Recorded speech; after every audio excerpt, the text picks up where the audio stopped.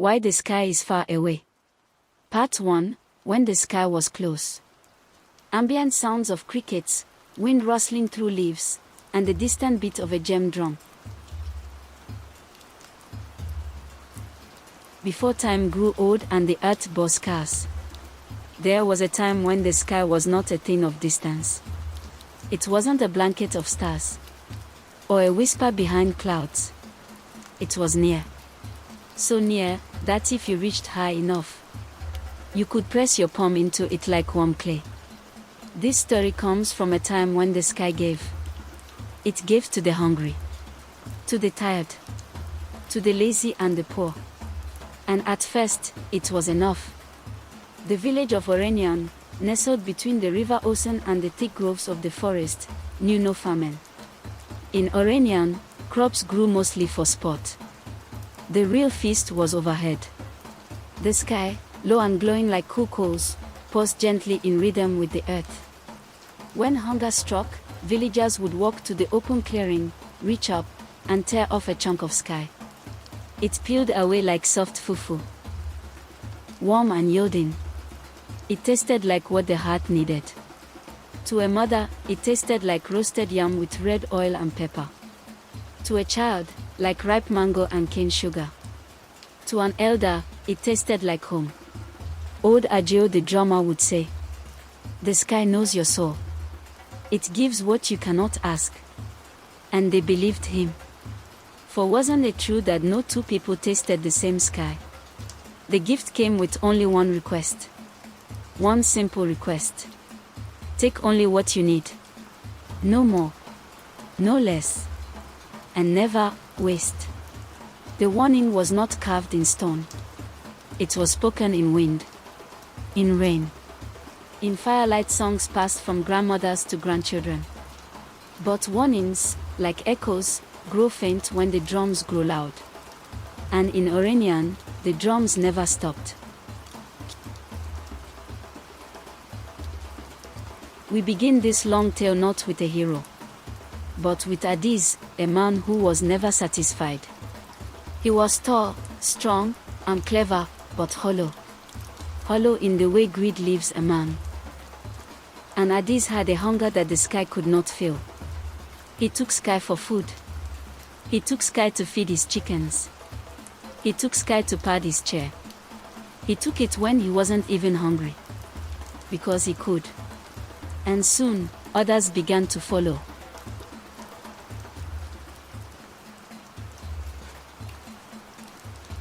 Part 2. The man who took too much. In the heart of Oranyan, where the beaten red earth coiled into footpaths and the scent of palm oil clung to the air like morning mist, stood the compound of Adiz, a man of boundless appetite and bone-deep arrogance. His hut was no more ornate than any other, yet somehow it loomed, shadowed by the heaps of discarded sky stacked in its yard, chunks of once luminous bounty dulled to grey lumps under the sun. Where others reached skyward in reverence, Adiz grabbed with impatience. At first, he claimed it was for his family. Then his goats. Then his guests. Then, when no excuse remained, he simply took for the joy of taking.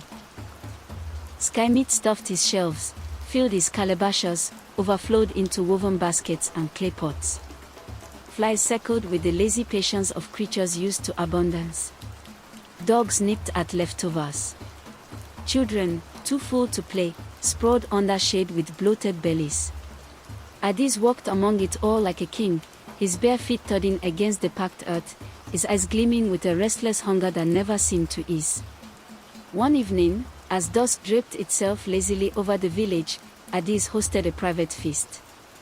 He invited men of influence, warriors with scars and crooked smiles, elders with slow nods, traders who carried tales from river to sea. Beneath his raffia awning, they gathered. Sky meat, cooked to softness, was laid before them in banana leaves, sprinkled with powdered pepper and crushed egusi. Pots of palm wine glistened. Jokes flowed faster than drink. To Adiz, someone bellowed. To the man who feeds the sky to the earth, another roared. Laughter erupted. Adiz grinned, teeth white against the dusk. "I have a vision," he said, reason is god of wine. A sky market. People pay. They eat. No more toil. No more begging the gods. You would sell the heavens, an elder asked, voice mild, eyes sharp. Why not? Adis shrugged. The gods have never gone hungry. Only one guest did not laugh. A thin woman with fingers dyed indigo sat silently at the far end, her scarf hiding most of her face. Her name was F, though few noticed her these days. She was a weaver, one of the last who still walked with her hands instead of reaching skyward for easy satisfaction. She said nothing, only watched the firelight dance across the wasted sky meat piled high beside the laughter. She knew this joy would not last. The sky, after all, had never promised to stay. Part 3, The Whisper of Wrath. Morning crept over Oranyan in thin rays of gold, but the light did not fall the same way it used to. It pressed against the village like a weight, heavy and slow.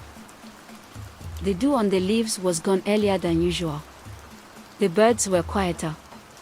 Even the wind, once playful with the trees, passed overhead without a song. F noticed these things first.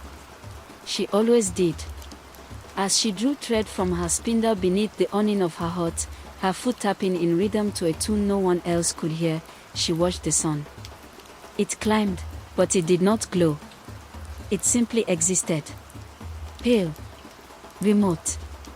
Behind her, her daughter Tommy sang while pounding yam, off-key and joyful. The sound filled F's chest with both pride and worry. Bring me more wood, F said without turning. I brought plenty already, Tommy called back. F paused. Looked to the hearth. The wood was fresh, but the fire flickered low, as if tired. Something was changing. Across the village, the piles of unused sky meat were beginning to rot. At first, it was subtle. A dulling of color, a faint sourness beneath the usual sweetness. But within days, the chunks swelled and split like overripe fruit. Flies buzzed louder. Birds avoided the yards. The air hung thick with an unholy mix of sweetness and decay. Children who once played tag through Adi's compound began to run faster, holding their noses. His neighbors complained. Cover it, one shouted. Burn it, said another. But Adis waved them off. It's the heat. It will pass. He was wrong. The sky's taste was changing. Old Agio the drummer was the first to say it aloud. At the evening fire circle, his drum sat silent in his lap. His eyes, once filled with mischief, stared into the flames. It's spoiled, he whispered. The circle hushed. The sky, he said again. It's turning from us. F was there, quiet as usual, her spindle resting on her lap. And what do you think? Someone scoffed. That it will float away like a balloon. Agio didn't smile. She was never ours to keep. By the time the festival came, the stench had grown unbearable. Even Adis noticed it now, though he would not admit it. To mask it, he burned fragrant leaves, poured perfumed water around his compound. He declared the festival a sacred offering, claiming it would renew the village's bond with the sky. But in truth, it was desperation. He could feel something slipping. He dreamed, too, strange, shivering dreams of the sky rising slowly, slipping from his reach no matter how high he climbed. Still, he ignored the warnings. Still, he fed the fire. Part 4, The Voice That Wasn't Thunder. It began at dawn. Not with a cry. Not with a storm. But with stillness. The kind of silence that draped itself over Oranyan like a shroud. Birds refused to chirp. The goats stood frozen in their pens. Even the river ocean slowed, as if holding its breath. Then came the voice. Not from the trees. Not from the hills. But from the sky itself. It didn't shout.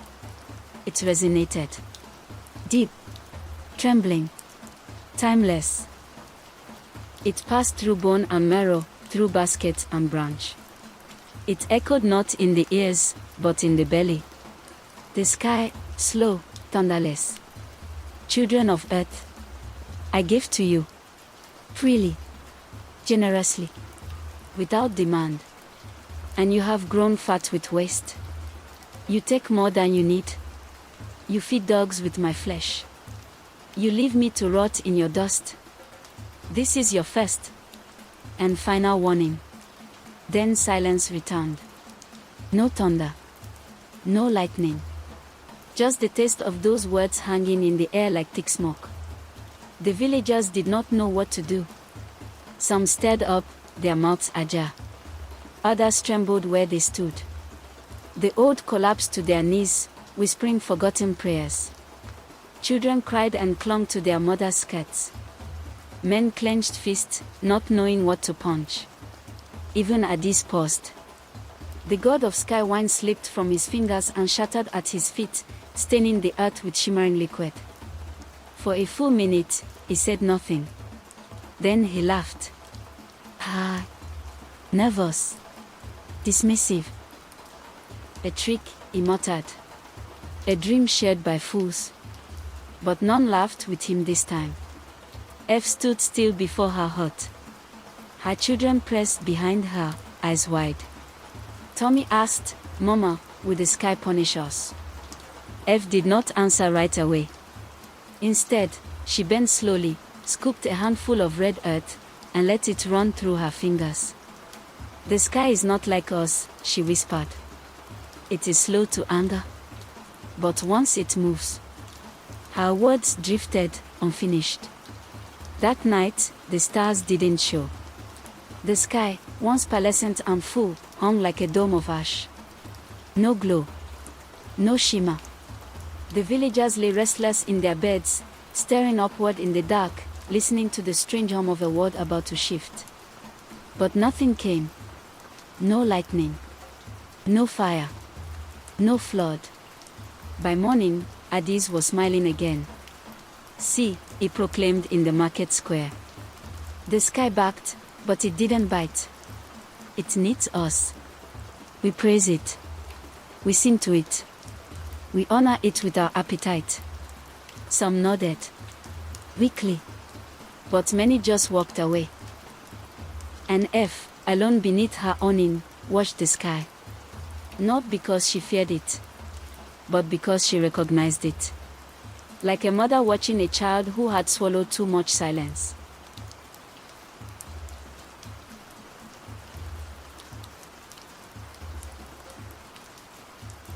Part 5, The Climb Before the Fall.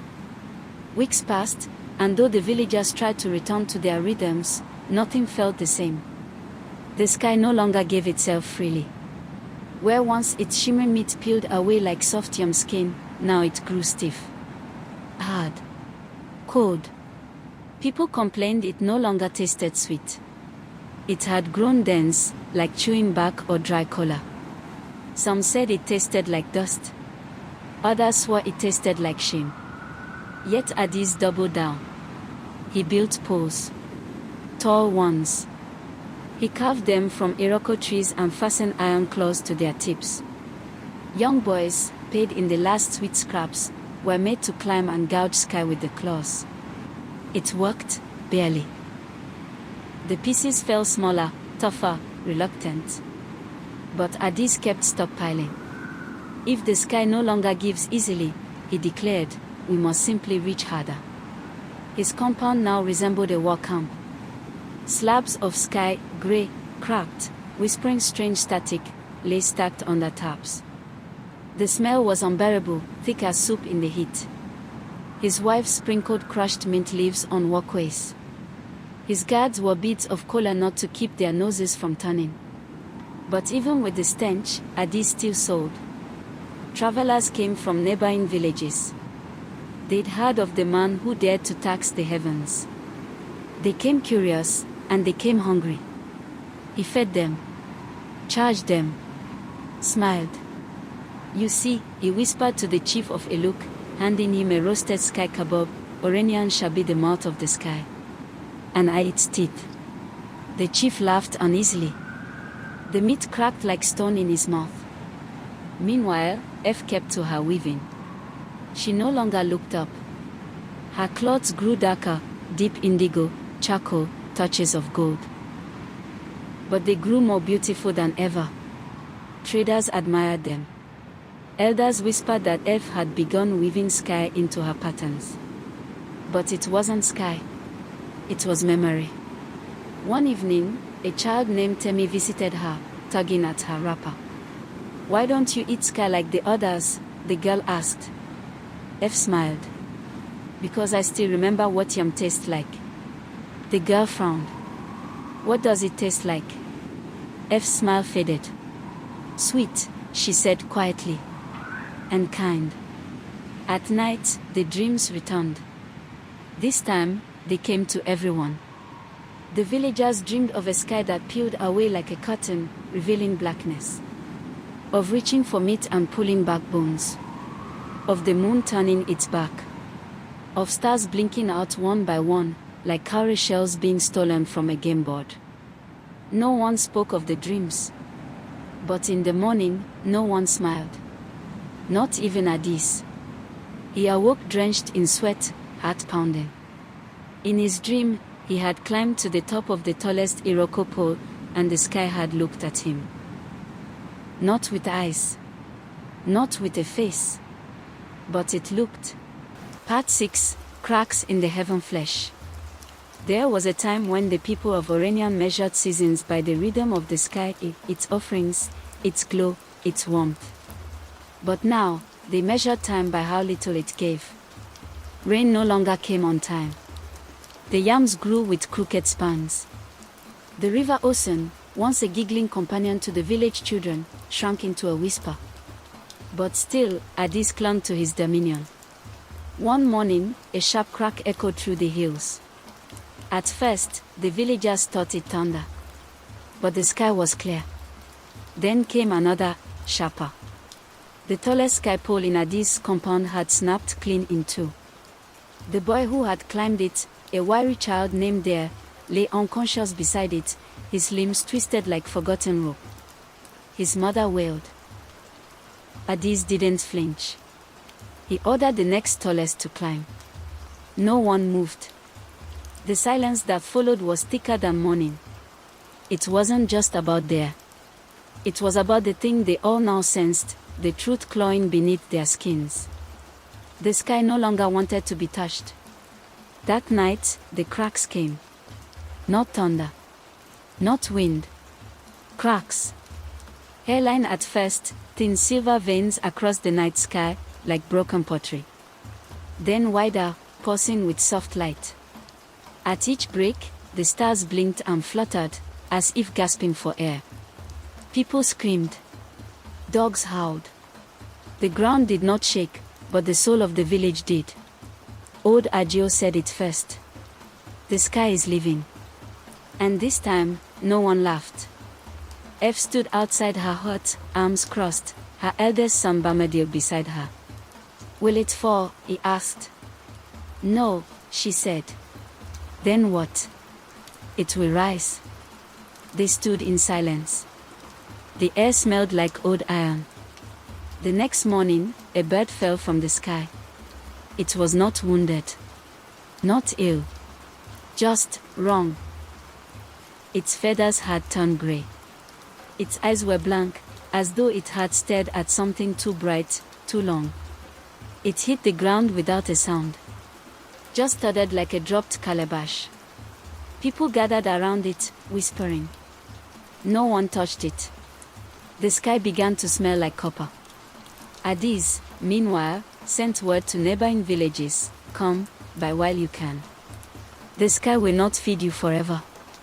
He turned scarcity into sales, fear into fortune. But it was desperation, not power. His wives had left. His youngest son refused to eat. His dogs would no longer touch the meat. He roasted one last slab himself, slow, over coal, with crushed ogbono, and took a bite. He gagged. It tasted like stone and rust and echoes. The sky had turned bitter. Part 7, The Sky Remembers. It came quietly at first.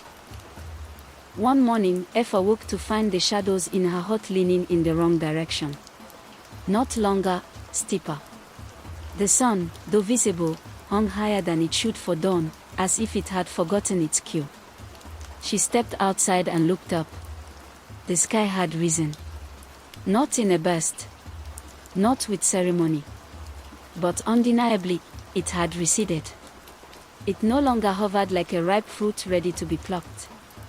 It sat distant, cold, almost suspicious. The clouds that used to hang low like gossiping aunties now moved in stiff formations, watching. F didn't call anyone. She simply began to pack. In the village square, whispers bloomed. The sky moved. Not possible. My child said he felt it. I dreamed of it lifting. Adis was there too, pacing. His beard had grown unkempt. His hands trembled when he pointed to the horizon. "This is fear speaking," he said, voice too loud. "The sky is not gone. We just need higher poles. Taller boys." But even as he shouted, his eyes flicked skyward. And he saw it too. That unreachable vault. That retreat. On the third day, the last sky fruit fell. A soft plum-colored orb, no larger than a melon, landed with a thud outside the hut of old Mama Jimmy. The villagers gathered in silence. Children leaned forward, wide-eyed. No one touched it. Mama Jimmy shuffled outside with her cane. Bent. Picked it up. Held it in her shaking palms. "Warm," she whispered. "Sweet." She tore it open. Inside was no flesh, only light. A small, flickering cord that hummed. She blinked once, smiled softly, and said, "It's saying goodbye." Then the fruit dissolved. Right there in her hands. Into air. Into nothing. The villagers gasped. No one said a word. They just looked up. F sat by her loom that night and wove faster than she had in years. Her hands danced. Her children washed. The threads glowed faintly, whispering things only she could hear. She was not surprised. The sky had always been a mother. And even mothers, when taken for granted long enough, leave. Adis climbed one last pole. It groaned under his weight. His hands bled. His breath came ragged. Still, he climbed. At the top, he reached out. And for a moment, just one, he touched it. The hard skin of the sky. Cold. Glassy. It paused once beneath his palm. Not angrily. Not warmly. Just, finally. Then it moved. Up. And Adis fell. Part 8, Farewell Beneath Silence. Days passed. Then weeks. And the sky kept rising. No longer slowly, it had grown bold in its distance. It no longer flirted with mountaintops or kissed the river's mist. Now, it soared. Beyond touch. Beyond plea. A faraway dome, unreachable, unbothered. The villagers of Oranyan no longer spoke of it as a thing they knew. They spoke of it like a story. Remember when the sky gave us food? Remember when we fed our fires with heaven? Remember when our children laughed with their mouths full of stars? But memory is a leaky pot. The young forgot quickly. The old remembered too much. And those in between drifted in silence. F's hut became a kind of shrine. Not of worship, but of memory. She hung her woven cloths across the walls, each one glowing faintly. Some showed skies blooming above yam fields. Others depicted Adis' tall poles stretching like prayers. One cloth, darkest of all, showed the sky pulling away, scattering stars like seeds. Visitors came in ones and twos. They didn't ask questions. They just sat. Listened. Watched the way F's hands moved when she wove. Like she wasn't weaving at all, but translating something. One night, a storm gathered. Not a real one, there was no rain. Only light. Silver arcs danced across the heavens, not jagged like lightning, but smooth. Controlled. The cracks had returned, but this time, they didn't split. They sealed. One by one, the long fractures stitched themselves closed. Slowly. Deliberately. And with each seal, a sound. Not thunder. Not wind. But a single, low hum. Like a door closing behind you in a room you were never supposed to enter. The next morning, the villagers stepped outside to find the sky whole again. Smooth. Silent. Far. It no longer breathed with them. It no longer noticed them. It was a ceiling, not a companion. And on that day, the last of the sky meat turned to stone. Every last slab. Every last bite. Even the ones buried in jars beneath the ground. They were useless now. Crumbling like dried mud. The dog sniffed and walked away. The people no longer tried to cook it. Adis never returned. Some say he wandered into the forest, seeking an old sky trail. Others say he built a tower and waited to be forgiven. But F knew better. You don't seek forgiveness from a river after damming it dry, she whispered to her children. You plant again. And wait. Part 9, Ashes of Abundance. Scarcity crept in slowly, wearing the mask of routine. Where once children were scolded for not finishing their sky porridge, now they licked bowls clean. Mothers no longer tossed scraps to the goats. They measured every grain, stretched every yam, shared every sip of soup. Even laughter grew lean. It wasn't just that the sky had left, it was that the people had to relearn how to live without it. The first famine came with the next planting season. The soil had grown thin, overworked by hands that once believed the sky would always compensate. The seeds, once lazy in their growth, now refused to rise without coaxing. The village elders gathered, sitting in a tight circle, their knees popping like twigs beneath their wraps. What shall we eat? One asked. Yam, said another. Yam needs time. We had time, said the oldest. We wasted it chewing stars. They fell silent. Then one said, maybe we can sing to the sky. Another shook her head. The sky no longer listens. But the third, the one with a cracked tooth and cloudy eyes, whispered, maybe it's listening, just not to us. F taught her children to plant by moonlight. Not because it helped, but because it felt sacred. They dug gently, patted soil like cradles, spoke to the seeds, told them stories, promised them patience. Bamadil asked, do you think the sky is watching? F answered with a smile. No. I think it's remembering. Meanwhile, other villages suffered worse. Some had built their whole way of life on the sky's generosity. Entire festivals, trades, fates. Without it, they cracked. Some fought. Others fled. A few tried to build great fires to call the sky back, but they only scorched the land. One elder from Eluk came to Oranyan, thin as broom bristles. We were wrong, he said. You were right to plant. He looked at F, who was teaching Temi how to turn compost with a carved stick. You remembered the ground, he added. F didn't look up. The ground remembered us. The sky remained silent. But the clouds returned, not the old soft ones full of edible mist, but real ones. Heavy. Indifferent. Full of rain. And one evening, as thunder rolled across the hilltops, F stood barefoot in a garden. The rain fell. She didn't dance. She just stood. Let it wash over her.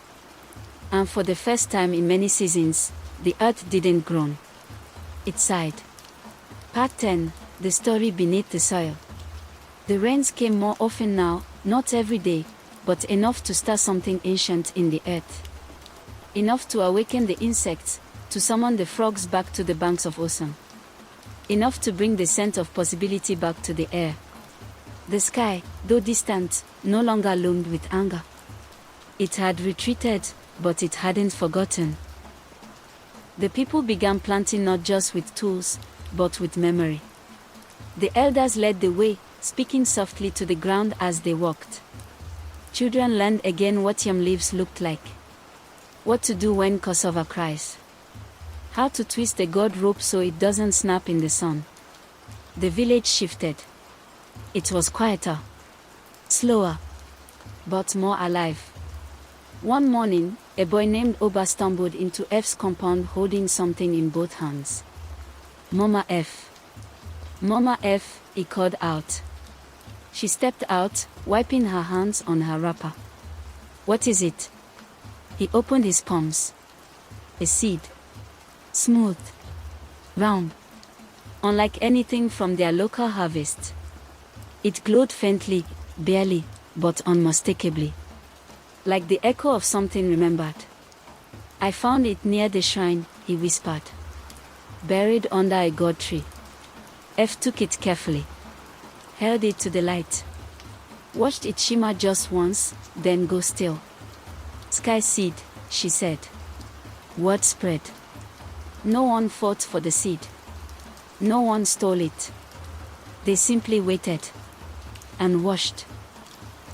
F planted it in the old center of the village, where the sky poles used to stand. She didn't dig deep. Just enough to cover it gently. No drums. No chanting. Just quiet. She poured a handful of water and whispered, "We'll care for you better this time." Over the weeks, a tree grew. Not fast. Not tall. But strange. Its bark was pale, smooth like the inside of a calabash. Its leaves shimmered when touched by wind. They smelled of spice and rain and things people couldn't name. And when the first flower bloomed, small and blue like a baby's breath, everyone gathered. The village chief spoke. We lost the sky, but perhaps it left us a piece of itself. F didn't speak. She simply touched the bark. It was warm. They called it the remembrance tree. And they built no fence around it. Children played beneath it. Lovers carved initials into its roots. Birds nested in its branches. And no one, not even Adis, wherever he had gone, ever tried to pluck from it without permission. Because the people had learned.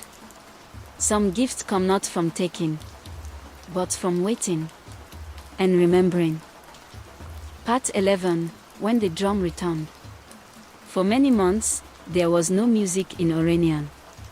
No one had forbidden it, but somehow, the silence after the sky's departure had swallowed the drum beats too. The gem skins dried out. The talking drums went mute. The hand-carved flutes of the children were traded for digging sticks and watering gourds. But something changed when the remembrance tree flowered again. The petals fell like whispers, like old lullabies. They landed on rooftops and woven mats, and on the shoulders of people who paused mid-task, their breath caught between memory and magic. That was the day old Agio touched his drum again. He sat beneath the tree with no announcement, just his back straight and his face toward the hills. His fingers hovered over the drumhead like they were asking permission. Then he played. Not loud. Not fast. A single rhythm, like a heartbeat that had been too shy to show itself. The sound rolled across the village like a welcome home. Children came first. Then the mothers. Then the old ones, hobbling in on creaking knees. No one danced, not yet. But they listened. Because they remembered the sky had rhythm too. A pulse. A giving. Maybe if they played again, not to take, but to honor, maybe the sky would hear it. Or maybe it wouldn't. But they played anyway. By nightfall, the village was aglow with small fires. Not the wild kind from festival days long gone, but family fires. Come. Telling fires. The kind you sit beside when there is nothing left to prove. F's loom sat untouched. She wasn't weaving anymore. Instead, she was stitching. Bamadil sat beside her with cotton thread between his fingers. Temi wound skeins. Even little Komi, who once spouted at hard work, was humming the drumbeat under his breath. Ajeo's rhythm didn't fade with the evening, it deepened. Like a call passed between generations. That night, a soft glow returned to the sky. Not everywhere. Just a little above the remembrance tree. It flickered once. Then faded. F saw it. She didn't smile. She simply nodded. The sky was not coming back. But it was watching. And for the first time in a long time, it was not ashamed. Part 12. A story passed down. Years passed. Children who once reached for sky meat now reached for roots, for hose, for their grandmother's hands. New children were born, children who had never tasted the sky, never touched its glowing skin. To them, the sky had always been distant. And yet, they knew the story. It was told at night, around fires fed with dry palm fronds and careful breath. The elders passed it like a god, each one adding a sip, a word, a memory. Not one version was the same, but the truth always found its way in. Temi was the first to tell it in her own words. She sat cross-legged beside the remembrance tree, a ring of younger children around her, their eyes wide, their mouths sticky with roasted plantain. Once, she began, the sky was like a big pot of stew. You could reach up and tear a piece whenever you were hungry. The children gasped. One girl whispered, "Really?" Temi nodded solemnly. But the people were greedy. They wasted it. Played with it. Forgot to say thank you. What happened then? Temi leaned in, her voice low. The sky got tired. A soft wind moved through the tree, and one petal drifted down, landing in her lap. She smiled and held it up. And now it stays far away, watching. Waiting. Maybe, forgiving. The children didn't ask for more. They just looked up. Not to reach, but to wonder. Bamadil, now tall and quiet like his mother, began carving again. Not for trade. For memory. He shaped figures from wood, tiny villagers with arms outstretched, drums held high, sky poles broken at the base. He placed them at the base of the remembrance tree in a growing circle. Not as idols. As reminders. When visitors came, they saw them and asked, "What are these for?" And he would say, "So we don't forget again." The cloths F had woven were no longer just hung in a hut. They were passed from hand to hand, woven into ceremonies, buried with the old, wrapped around the new. One found its way to a merchant in Ibadan. Another to a river priestess near Lokoja. A few became capes for dancers during the Yam festival, still held each year, though no sky meat was ever served again. The sky remained far. But the story drew people closer. To the earth. To each other. To a truth they could carry without holding. Part 13, a gift the sky left behind. There came a season unlike the others. Not because it brought hardship, though still came. Not because it brought joy, though there was plenty. It was the season when something small returned. Not the sky itself, but something like its fingerprint. It began when the remembrance tree bore its third fruit. The tree, which had been growing steadily at the center of Oranyan, had never produced fruit before, only petals, leaves, and that warm inner hum people felt but could never explain.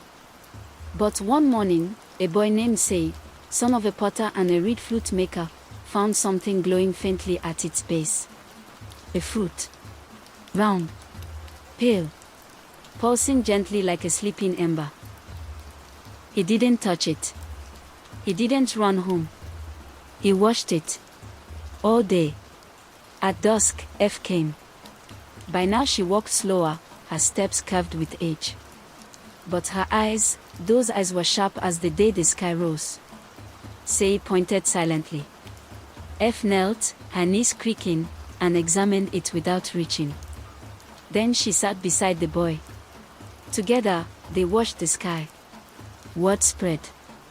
The villagers gathered, but no one touched. No one dared. The memory of waste had not faded. And the lesson that the sky gives, but never forgets, was rooted deep. Instead, they took turns sitting with the fruit, speaking to it, singing to it. Some offered stories, others silence. On the seventh day, it opened. It didn't burst, didn't glow. It simply peeled itself back, revealing not flesh, but seeds. 7 of them. Black as coal, smooth as glass. Each one humming faintly when held. F lifted one and held it to her heart. We will plant them, she said. Not as a command, as prophecy. And so they did. Not all in one place. Not in haste. One by the river. One in the hills. One near the resting stones of the elders. One at the forest edge. And the last 3, given to travelers from distant lands. To carry. To plant elsewhere. No one knew what they would become. Not even F. But that was the point. Some gifts are not for answers. They are for possibility. And above, the sky remained still. Silent. But the wind that passed through the village that night was different. Not cooler. Not louder. Just kinder. Part 14, Roots that remember. The seeds sprouted slowly. They didn't rise like yam vines or corn stalks. They unfurled like thoughts, quiet, persistent, certain. The one planted near the river grew into a tall, silver-trunked tree with leaves that whispered when the wind moved, even when the wind had no reason to move. Children called it the listening tree. The elders said it was the sky trying to hear again. F, older now and leaning heavily on a carved walking stick, visited each tree in turn. At the one near the hill, she planted a small calabash of water beneath its roots and whispered a prayer without words. At the forest edge, she touched the bark and smiled. It was warm, just like the remembrance tree. The one near the elder stones glowed faintly at dusk. Some claimed they heard it humming. Others claimed they dreamed when they sat too long beneath it, dreams of stars falling gently, not to burn, but to teach. Each tree was different. But each one felt like memory. In the evenings, F sat beside her loom but no longer wove. Her hands, now arthritic, served a new purpose, teaching. Children sat at her feet while she traced the sky's story not in thread, but in air. Her fingers danced slowly, drawing arcs, weaving nothing but imagination, and they followed. Temi, now grown, had taken over the loom. Her cloths were bold, her colors loud, her patterns wild. But each one began with a quiet blue thread woven into the left corner. That thread was for the sky. One day, a boy visiting from the distant village of Elero asked F, "Why do you keep telling the same story? Didn't the sky already leave?" F chuckled softly. "Do you stop telling stories about your mother just because she walks into another room?" The boy blinked. "No." "Then don't stop telling this one either," she said. "The sky didn't vanish. It's just watching from a little farther away."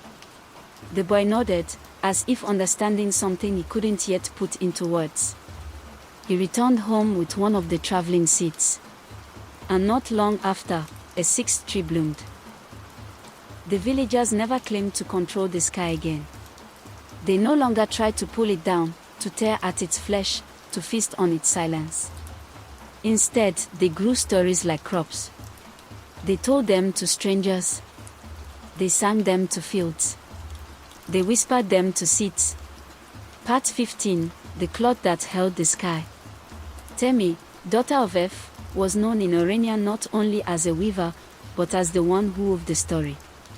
Her hands moved like her mother's once had, steady and full of memory. But Temi did not only weave for warmth, or ceremony, or trade. She wove for something greater. She was creating a cloth that could not be worn. It began as a single blue thread, one sheet spun on the day her mother passed, her tears falling softly onto the spindle. The elders had offered to bury F's cloths, to seal them in calabashes or lay them beneath the remembrance tree. But Temi had said no. I will weave her memory into one final story, she told them. And so she did. The cloth grew with each moon. First a shawl. Then a tapestry. Then a row so long it wrapped around her hut like a second wall. Every scene was stitched in color. The days of sky meet, warm and abundant. The west. The rising. The fall of Addis. The glowing seed. The trees. The return of rain. And finally, a woman standing beneath a sky she could no longer touch, smiling anyway. That woman was F. One day, as Temi reached the final thread, the cloth shifted. It shimmered, not like water, not like metal, but like memory itself. Those who touched it claimed they heard wind, even when it was still. Some heard drums. Some heard nothing at all, only the beat of their own hearts. Temi wept, not from grief, but from completion. She carried it to the village center, where the first tree still grew. The cloth was draped from the tallest branch, allowed to sway in full view of the sky. And for a moment, as the wind caught its length, a breeze descended. Not a storm. Not a whisper. Just a single exhale. Warm. Wordless. The villagers paused. Looked up. A few closed their eyes. Even the leaves stopped rustling, as if listening. The cloth was never moved. Not for festivals. Not for rain. Not even when visitors came begging to buy it. Temi refused every offer. It's not mine, she'd say. It belongs to the sky. And though the sky never descended again, that single breeze reminded them. It never truly left. It had only risen to a place where it could be honored. Part 16, the sky never forgot. There were still moments, brief and rare, when the sky reminded the people of Oranyan that it had not turned away in bitterness. One of those moments came during the year of no moon. For 3 lunar cycles, the night sky offered no silver crescent, no pale companion. The stars remained, cold and blinking, but the moon had vanished. Priests in other villages panicked. Some blamed curses. Others performed rituals, poured libations, burned cloth. But in Oranyan, no one shouted. No one begged. They waited. They lit fires early. They sat close. They told the story of the sky again. And then, one night, the moon returned, larger than anyone had ever seen it. It floated like a white drum over the remembrance tree, casting silver light on every branch, every face. The children danced, uncoshed. Ajeo, now white-haired and toothless, laughed so hard he fell backward in the dust. And Temi whispered to herself. She remembered us.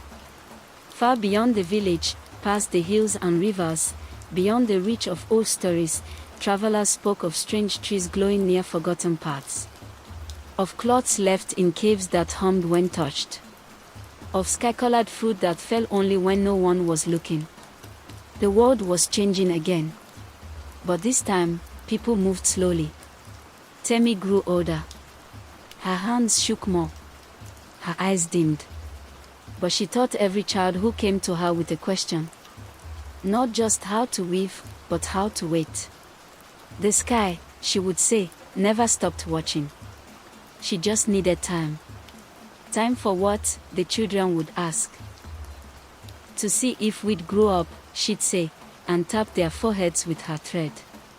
On her final night, Temi wrapped herself in her mother's cloth. She lay beneath the remembrance tree, alone but unafraid. She whispered a single word before sleep took her. Thanks. That night, the wind circled the tree 3 times.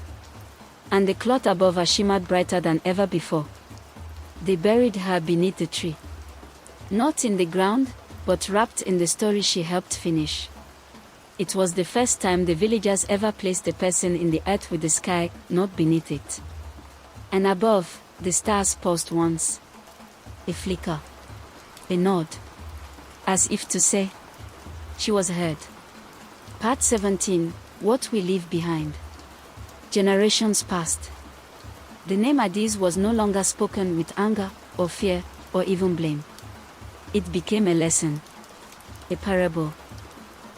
A whisper offered between lines of the larger tale. Children asked, was he real? And the elders would say, yes. As real as forgetting. As real as taking without thanks. But it was F's name that lingered in the mouths of the people like spice, familiar, essential, and still stirring. F the weaver. F the listener. F the one who never reached too far. The remembrance tree still stood, broad and wise, its roots tangled like stories across the village heart. Its bark bore carvings from 5 generations, names, dates, harvest, prayers, blessings. Some marked birth. Some marked the passing of seasons or ancestors. But no one carved above a certain line. That line marked the spot where the tree first glowed, when the sky gave its last whisper of presence. They said anything carved above it would vanish by morning. Only the sky right up there, the elders told the children. And the sky right slowly. The village of Oranyan did not sprawl like a city, nor sink into itself like forgotten ruins. It grew, gently, like water shaping stone. Other villages sent their couriers. Not raiders. Not rulers. Learners. They came not for sky meat or miracles, but for memory. They sat under the trees. They listened to the wind. They asked questions with reverence and never expected quick answers. When they returned home, they carried stories instead of souvenirs. And none of them tried to bring the sky down again. Instead, they built story circles, sacred spaces cleared of crops, coin, and ego. In these circles, a child could speak. An elder could cry. A traveler could rest. There was no performance. Just presence. And above each one, the sky washed. Far. Still. No longer angry. Just quiet. Just there. One day, a girl named Iriti, named after a line in one of Temi's cloths, stood beneath the remembrance tree. She held a single stone in her hand. Flat, smooth, carved with a spiral cord inside a circle. She had come from far away, from a dusty settlement where no trees glowed and the sky was rarely spoken of. She placed the stone down gently at the tree's base. The elders gathered and asked her what the symbol meant. It's what my grandmother taught me, Iriti replied. It means, what rises must also rest. Then she sang. A slow, low tune. Nothing like the old drums. Something new. Soft. And the sky answered. Not with thunder. Not with fire. With stars. Thousands. Falling like feathers. Not to burn. Not to frighten. Just to return. Just to be seen. Part 18, The 8th Seed. Years after Iriti's song drifted into the sky, after the stone with the spiral had faded into moss and memory, a traveler arrived in Oranyan. He came not with trade goods, nor stories, nor weapon. He came with a seed. It was black and smooth, just like the 7 before. But this one shimmered blue in sunlight and hummed when cradled in silence. The traveler, a wiry man with sun-darkened skin and a flute carved from driftwood, claimed he had found it on the edge of a cliff in a forgotten land, where the sea met the horizon like 2 hands pressed together. He said the seed called to him. Not in words. In reminders. The village gathered as he placed it in F's old garden, now a lush memorial blooming with groundnuts, cassava, and the low murmurs of growing things. Temi, older now, stood beside him with her own daughter, Marank, at her hip. No one dared ask what the eighth seed would become. No one needed to. The remembrance tree rustled louder than usual that day, though no wind blew. They waited for weeks. Nothing sprouted. They waited longer. Still nothing. And just when they began to wonder if the seed had come too late, it moved. Not up. Not into a trunk or leaf. But out. The soil shimmered, then cracked. Not from growth, but from opening. From the ground rose not a plant, but a pattern, swirling lines of blue light etched into the dirt, glowing only at dusk. It was not a tree. It was a map. A web. Each glowing path curved and spiraled out from the garden toward the 7 other trees planted across the land. The 8th seed had not come to grow. It had come to connect. Old Ajeo, his back bent now like the old drum he still kept in his hut, traced one of the glowing lines with his toe. "It's remembering its own roots," he murmured. And for the first time, the sky did not respond with light or wind. It responded with music. Soft, wordless tones that echoed from one tree to the next. Not songs. Not speech. Just the sound of something watching and humming. Like a parent remembering lullabies long outgrown. That night, children danced between the glowing lines, laughter curling like incense into the dark. And in the distance, those who stood beneath the other trees felt something ripple in their chest. The sky wasn't just watching. It was listening. Part 19, A Sky Made of Stories. The villagers of Oranyan no longer spoke of the sky as something above them. They spoke of it as something within. It wasn't because the sky had returned, not in the way it had once hung close, feeding mouths and filling pots. It had stayed far, quiet, wise. But what had changed was not the sky. It was the people. They no longer reached upward with hunger. They reached inward with memory. And through this, something remarkable happened. The sky grew larger. Not physically, but in meaning. Story circles became temples. Not of worship, but of wonder. Anyone could speak, child or stranger, stammering or bold. Each story added a new layer to the invisible dome above them. My grandfather saw the sky retreat with his own eyes. My mother planted one of the seeds near the delta. My sister still weaves cloths that smell like the old sky meat, but sweeter. My child dreams of drums that float. These stories didn't replace the sky. They became part of it. And the cloths returned, not to market stalls or shrines, but to shoulders. People wore them not for fashion, but for reminders. Each design told a truth, of restraint, of reverence, of the long walk between hunger and gratitude. Some bore Adi's broken pole. Others, the remembrance tree's first blossom. A few showed a hand reaching upward, not to grasp, but to wave. One morning, a boy born beneath the 8 seed's light, a curious, wide-eyed child named Kihain, asked a question that stopped an entire circle. He looked up at the sky and said, "Does the sky tell our story, too?" The circle hushed. Then Temi, her hair silver now and her fingers slower, leaned forward and said, "No, child. The sky doesn't tell it." She tapped his chest. "You do." And so he did. Kihain became a storyteller. Not just in Oranyan, but in the world beyond. He walked far, across rivers and mountains, into lands where the sky had been forgotten or feared. He brought no relics. No proof. Only words. And wherever he spoke, something stirred. A breeze, a drumbeat, a ripple of stars blinking twice. As if the sky was saying, "Yes, that happened." Keep going. Part 20, the final thread. Kihine's voice became wind. Not in volume, but in reach. Wherever he spoke, his stories rooted themselves like seeds in the minds of those who heard them. Some bloomed quickly, others lay dormant for seasons. But always, always, they grew. And so did he.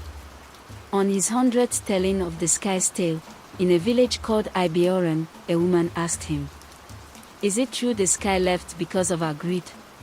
Kihine smiled gently. "Partly. Then why does it still watch us?"